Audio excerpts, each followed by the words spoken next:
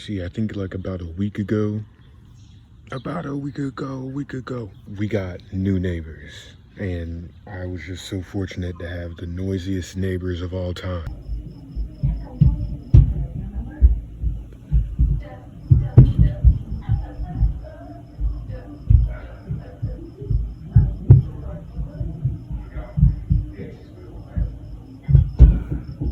So, preparing for release, I decided to get a few last minute features that I wanted to get out the way.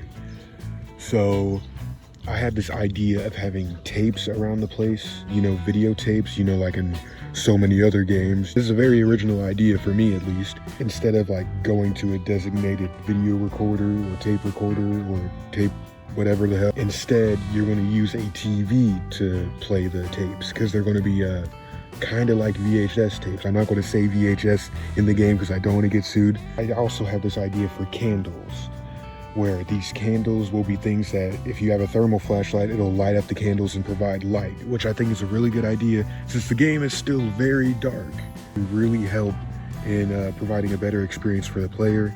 In order to get this candle idea thing to work, that little, block that you can, get rid of with the thermal light that I had, inside the game already, I decided to use that as a template and just delete all the existing, well, not all of it, but some of the existing logic that was already there, and instead replace it with a logic that instead of just destroying the actor outright, it'll then apply a light to it along with a particle effect, because what's a candle without fire? So with a little bit of blueprint magic, we now have a working candle that if I go to with, let's say, a lighter, it'll light up. Along with that, for the VHS tapes, I simply just did the same exact thing almost, but instead of having it just light up, I instead will have a sound to play that's going to emanate from the TV, and it's going to be like it's going to act as if there's something playing on the TV.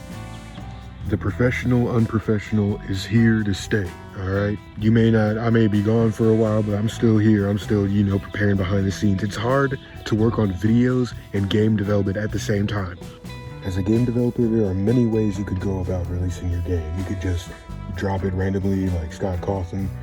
You could, generate hype with various trailers, like for Elden Ring, as an example. You can even post many different ads on YouTube and see how they go. But when it comes to me, I don't have no money, and I don't really have many friends either. So with that in mind, for my case, I decided to make a roadmap as to how I want to go about releasing Flashlight Simulator. And this roadmap is basically mostly consists of 3 stages. One is infancy. So what do I mean by infancy? Well, creating a game is one thing, but making it better is a whole other thing.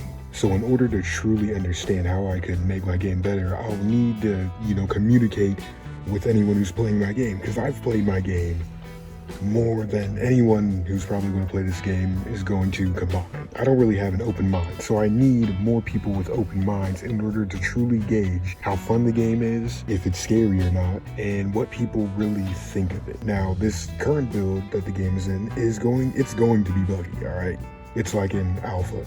2 is more development because, after people test it, I'm going to have to work on some stuff. And 3 will be the final release, so I can finally get on with my life.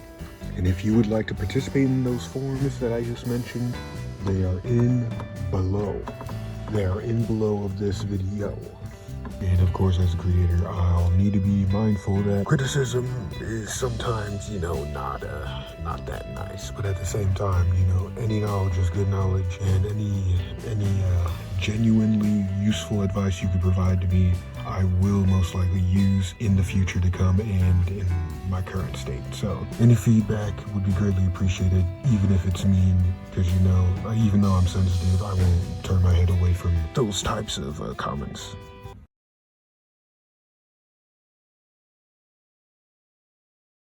And also, I want to expand on what I said earlier about like stuff being in the game that I didn't actually put in the game.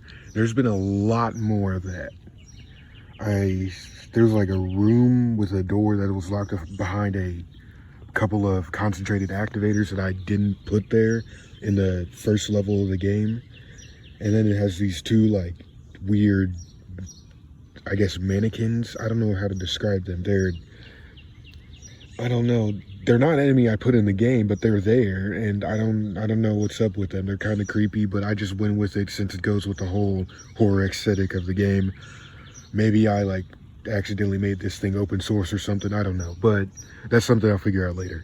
Right now, I'm just focusing on getting the game ready for playtesting, making the first Steam build, which that's another thing. I've been busy making many achievements for the game. There will be 21 achievements in total, and I've tried to, figure that stuff out, but I gotta really, build the Steam version of the game in order to really test to see if all those achievements work.